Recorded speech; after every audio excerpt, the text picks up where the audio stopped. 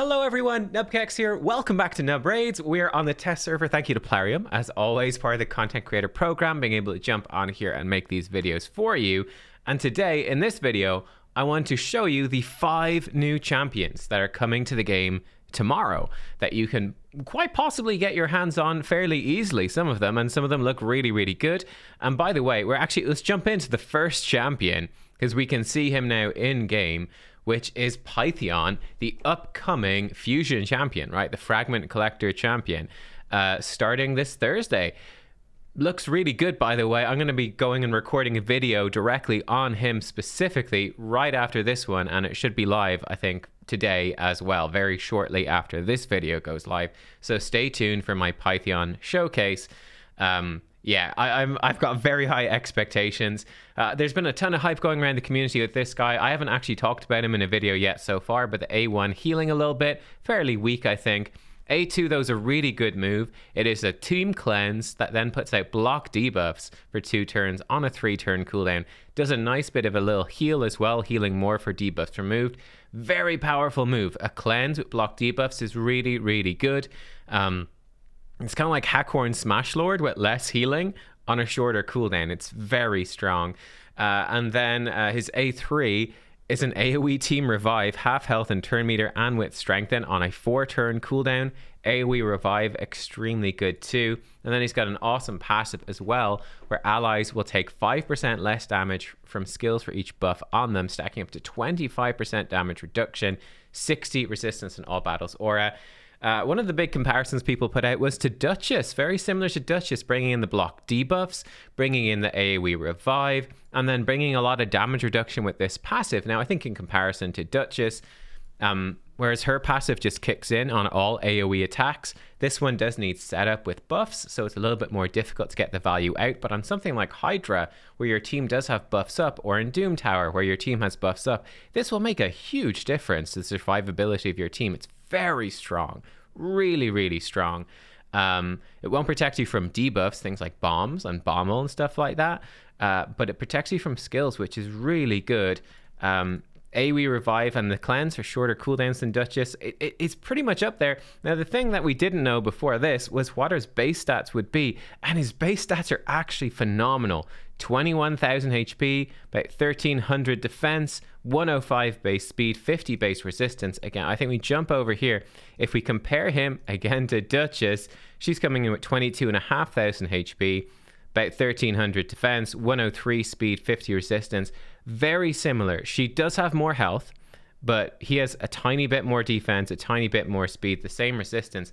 So his stats they're very comparable. Very comparable. So yeah, I think this guy is he's going to be really good. He's absolutely fantastic, an incredible support. Basically, I'd say a must get for effectively anyone that can get him, I think. But we'll see when I do the full playtest. Does he actually work out well in practice? I think almost definitely he will. I think he looks super insane. Right, jumping over then, we have another legendary, Karugar, for the Ogren tribes, a HP-based legendary. Looks pretty awesome. He's got a bit of a cheeky grin going on there. Armored up, he's got this back piece and a very, very cool sort of glowing axe. Looks really badass. HP-based champion. Again, the 21,500 HP. So actually very similar base stats really to Pythion, honestly. His A1, Strange Animus, single target attack that heals him by 10% of his max HP. His A2 is a 3-turn cooldown when booked AoE attack that has a 100% chance when booked of filling the turn meter of all allies by 30% and 100% chance when booked of removing all debuffs from all allies. This is a pretty awesome move, honestly. So 3-turn cooldown, full team cleanse, turn meter boost, and an AoE attack built in there. Pretty good move.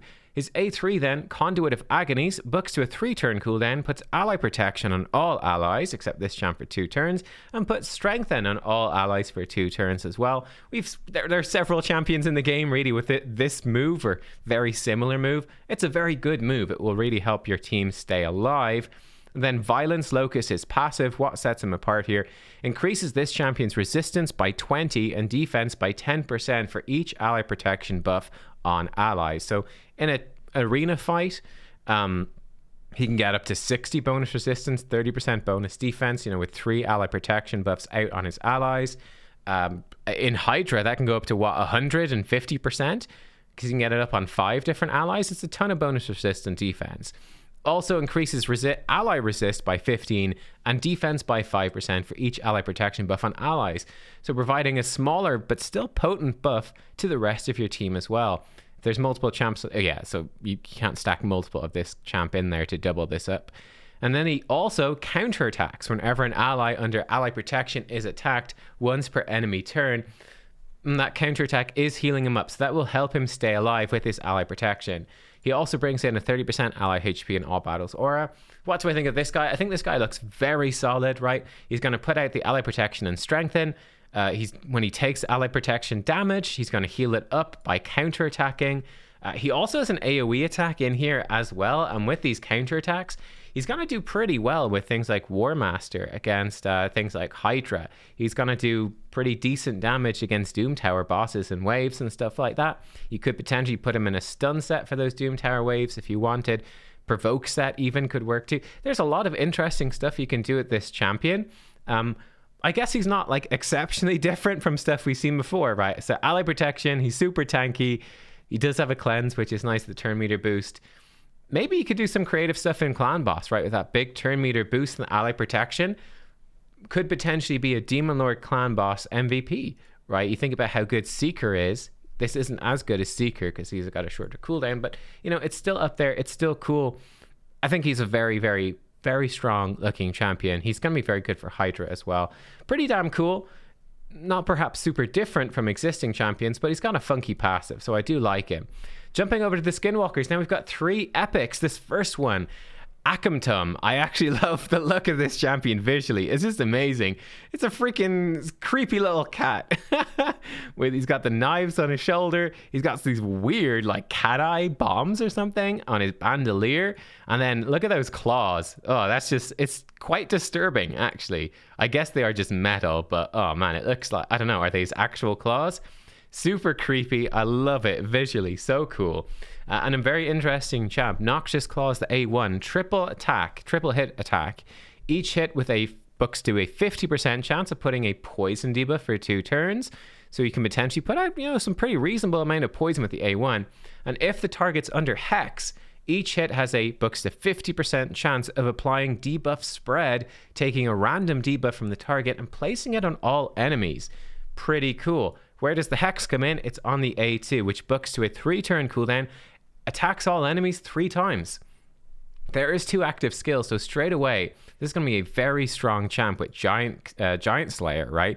He's going to pump out a lot of extra damage. This is AoE triple hitter. He's going to do a lot of damage with Giant Slayer. Each hit has books to a 75% chance to increase the duration of any Hex debuffs on enemies by 1 turn each hit. If enemies are not under Hex, each hit has a 75% chance of placing Hex for 2 turns. So pretty much, he's almost definitely, because you got 3 75% chances, he's almost definitely going to put Hex on everyone AoE. And then there's a really good chance he's going to extend it a significant amount as well. In other words, this champion will basically keep up Hex in AoE effectively 100% of the time. He's going to be very consistent, and that's very strong, I think, especially for Hydra, where Hex is very good. That damage replication from Hex, it's small, but it definitely adds up, especially with decapitated heads. And it's going to make it very consistent to keep Hex on the head of Mischief, so you'll be able to target that down, which is really good. This guy's a Void Epic, guys. And then again, with the triple hit stuff, you can definitely get lots of damage out of Giant Slayer. The poisons is interesting because, the Hydra heads, some of them are vulnerable to poisons, but some aren't.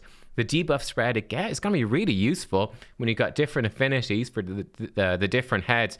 Maybe you miss block buffs or block debuffs. You miss block buffs, or you miss decrease defense or something like that. You miss decrease attack on Head of Wrath. He can potentially spread decrease attack from another head over when affinity becomes a problem, which is really cool. Then he has a passive as well. Hexblood books up to a 100% chance to inflict damage from 1 poison debuff to enemies under Hex debuff whenever their allies receive damage from poison debuffs. Actually, I need to test him out yet. I haven't quite tested him. I've got him built up. I've got ideas for teams. I need to go in and test it. I'm not 100% sure how this works. Like, does it just do one poison debuff worth of damage to enemies under Hex if they don't have poison? Is it effectively exploding one tick of poison on enemies under Hex? I don't know. I'm not really sure how it works.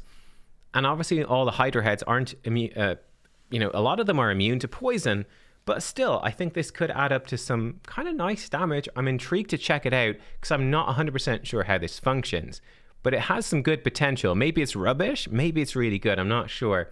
Then 18% speed in all battles aura. It's pretty solid actually. Pity it's not 19%. That seems like one of the numbers they like going for, but still pretty good. Base stats, he's very squishy with 881 defense. He's got okay HP. Doesn't really have much crit damage. Speed's a little low, so his base stats, I'd say nothing really to go home about, but it's really these effects that he has I think are very, very good. So I'm very excited to test him out, so stay tuned for that one. He's definitely on the list to test. Then we have 2 Sylvan Watchers epics as well. First one is Kellen the Shrike. Looks pretty cool, attack based dude. Looks like a wood elf, pretty much. Fancy wood elf. Attack based, he's got a good base attack for an epic. 60% crit damage. Speed's a little low, again, very squishy, so he's a damage dealer through and through. His A1, Impale and Impede, attacks one enemy, 30 bucks to 50% chance of weaken for 2 turns. Decent, not amazing, but it's okay. Huntsman's Gambit, then is A2 bucks with 3 turn cooldown, attacks one enemy 2 times. First hit, 75 bucks to 100% chance to decrease turn meter by 50%. And second hit, bucks to 100% chance of putting decreased speed, and puts Perfect Veil in this champ for 2 turns. I think it's quite a decent move for Spider, quite a decent move for Fire Knight actually as well, depleting their turn meter and putting decreased speed. So nice for that stuff, it's a decent move.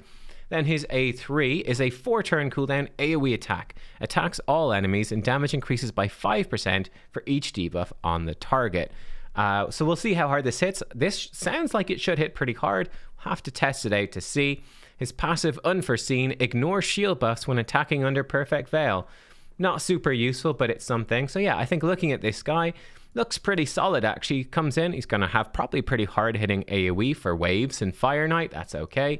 He's got the decreased speed, the decreased turn meter, and then he's got weaken as well. Looks like a decent champ. I'd say nothing blowing me away, but he's a decent champ, basically. Not exciting, but decent. Then finally we've got Enda Moonbeam.